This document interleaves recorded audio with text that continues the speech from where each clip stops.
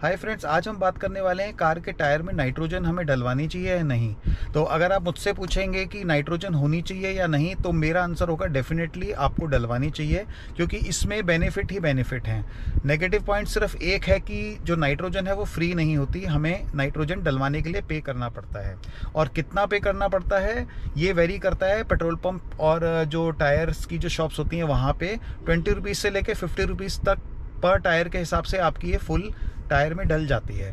तो एक बार अगर आपने नाइट्रोजन डलवा ली टायर में, तो उसके बाद आप रेगुलर इसमें टॉपअप्स करवा सकते हैं, जो 10 रुपीज़ पर टायर या 20 रुपीज़ के हिसाब से आपका डल जाता है।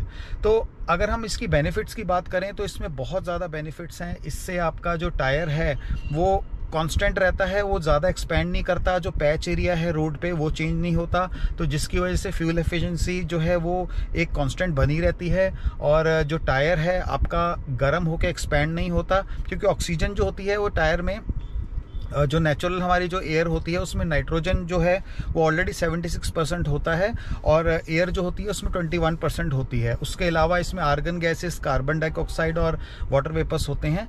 तो ऑक्सीजन जो होती है वो जब एयर टेम्परेचर चेंज होता है तो एक्सपैंड करती है। तो अगर हमने गलती से टायर में बहुत ज़्यादा हवा डलवा ली है, जैसे कि 35 PSI है, और आपने उसमें थोड़ी सी ज़्यादा डलवा ली उसमें, और आप निकल गए हाईवे पे, और हाईवे पे आप बहुत देर तक आप गाड़ी चला रहे हैं, क्योंकि एक्सप्रेस वेज में तो आपको पता है 2-2 घंटे तक गाड़ी नॉनस्टॉप चलती रहती है। तो अगर आपका टायर पुराना है तो पूरे चांसेस हैं कि वो टायर जो है एक्सपैंड होके फट सकता है, और अगर चलती कार में हाई स्पीड में टायर फटा तो बहुत फेटल आपका एक्सीडेंट हो सकता है। तो ये चीज़ थोड़ी सी नेगेटिव होती है जो नॉर्मल एयर होती है। लेकिन अगर आप नाइट्रोजन डलवा लेते हैं तो उसमें होता क्या है कि नाइट्रोजन जो है वो एक्सपैंड नहीं होती, टेम्परेचर का उस पर कोई फ़र्क नहीं पड़ता, और जो कार का टायर है उसमें से जो नाइट्रोजन है बहुत कम निकलती है, क्योंकि नाइट्रोजन एयर के हिसाब से काफ़ी मोटी होती है। तो एयर जो है वो जल्दी लीक करती है, लेकिन नाइट्रोजन लीक नहीं करती। अब उसका एग्जाम्पल मैं बताता हूँ। अपनी स्विफ्ट में ब्रांड न्यू टायर लगवाया था, तो उसमें जब मैंने टायर प्रेशर 3-4 महीने बाद चेक किया तो हार्डली 1 PSI ही था जो उसमें कम हुआ था। तो इसका मतलब ये है कि अगर ब्रांड न्यू टायर में, नई कार में या ब्रांड न्यू टायर में अगर आप नाइट्रोजन डलवाते हो तो 4 या 5-6 महीने तक आपको ज़रूरत ही नहीं है चेक करने की। इवन अगर आप 6 महीने के बाद भी जाओगे तो हार्डली 1 या 2 PSI कम होगा। तो इसका मतलब ये है कि आप एक रेगुलर एक ही PSI जो आप जिसमें डलवाते हो, जो आपकी कार के मैन्युफैक्चरर ने बताई होती है, उसी पे आपकी 4-4, 5-5 महीने कार चलती रहती है। तो उससे बेनिफिट ये रहता है कि एक तो पैच एरिया जो है टायर का वो फिक्स्ड रहता है, क्योंकि टायर एक्सपैंड नहीं होता। तो उसके हिसाब से क्या है कि आपकी जो एफिशिएंसी है कार की बनी रहेगी, और आपको कोई डर नहीं रहेगा कभी हाईवे पे जाने का।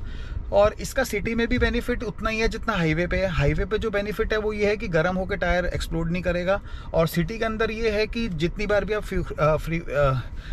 पेट्रोल पंप में पेट्रोल डलवाने जाते हो तो आपको बार बार टायर में टॉपअप कराने की ज़रूरत नहीं पड़ेगी। तो 3-3, 4-4 महीने तक आपकी ज़रूरत नहीं पड़ेगी।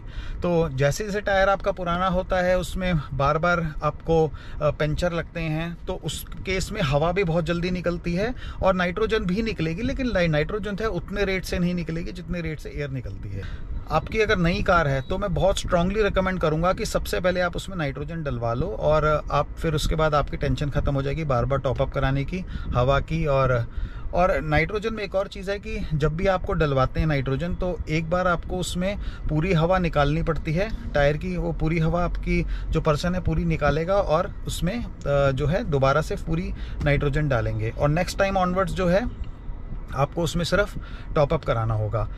एक और चीज़ है कि जैसे आप अगर गाड़ी चला रहे हैं और आपकी हवा निकल गई टायर की, और आपकी ऑलरेडी नाइट्रोजन डली है, तो और वहाँ पे नाइट्रोजन अवेलेबल नहीं है, तो कोई प्रॉब्लम नहीं है, आप नॉर्मल हवा डलवा लो और आप नॉर्मल हवा से गाड़ी चलाओ, लेकिन जितना PSI लिखा है उतना ही डलवाओ। और उसके बाद जो भी आपको बाद में जब भी टाइम मिला, या जो भी आपका नाइट्रोजन का पंप आपको मिल जाए, आप उसमें नाइट्रोजन उसमें दोबारा से पूरी खाली करके डलवा सकते हैं। तो फ्रेंड्स, मेरे घर के पास में ही पेट्रोल पंप है जहाँ पे नाइट्रोजन अवेलेबल होती है। तो इसको डालने के लिए जो यहाँ पे जो ऑपरेटर हैं, इन्होंने सारे टायर्स में से हवा निकाली पहले, ये इसी मशीन में से 2 पाइप्स आती हैं, एक से हवा निकाली उन्होंने और एक से पैरेलली हवा डाली। जब आप नाइट्रोजन फर्स्ट टाइम आएंगे डलवाने के लिए तो इसी प्रोसेस में टाइम ज़्यादा लगता है, क्योंकि हवा निकलती है, उसको निकलने में टाइम लगता है और डलने में भी टाइम लगता है। तो फर्स्ट टाइम आपको लगेगा कम से कम 8-10 मिनट लग जाएंगे फर्स्ट टाइम। और जब नेक्स्ट टाइम आप आएंगे तो नॉर्मल हवा जैसे वो भरते हैं टॉप अप की तरह, तो उसमें आपको टाइम नहीं लगेगा, हार्डली 1 मिनट में चारों टायर्स चेक हो जाते हैं और उसमें हवा डल जाती है। नाइट्रोजन जो है पूरी ड्राई रहती है, तो कार के टायर में कोई भी मॉइस्चर नहीं रहता। नाइट्रोजन डले रहने से जो आपका जो टायर का जो वियर टियर है वो काफ़ी कम होता है, क्योंकि जो पैच एरिया होता है टायर का वो नाइट्रोजन की वजह से फिक्स्ड रहता है। तो अगर कार के टायर में हवा कम होती है तो पैच एरिया बढ़ जाता है और जिससे वियर टियर बढ़ जाता है और कार में ड्रैग आने लग जाता है, जिससे फ्यूल की कंजम्पशन बढ़ जाती है।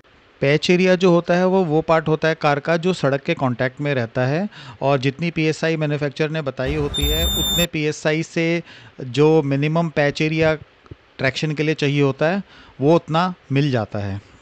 अगर कंसिस्टेंट पीएसआई रहेगा कार के टायर में तो कार भी एफिशिएंट चलेगी और टायर का वियर टियर भी कम रहेगा। स्क्रीन पे जो ग्रीन कलर की कैप देख रहे हैं आप, ये कैप लगती है नोज़ल पे जब आप नाइट्रोजन डाल लेते हैं, जिससे कि पेट्रोल पंप में जो ऑपरेटर होते हैं उनको पता रहता है कि ग्रीन कलर का मतलब है नाइट्रोजन और ब्लैक कलर का मतलब है नॉर्मल एयर।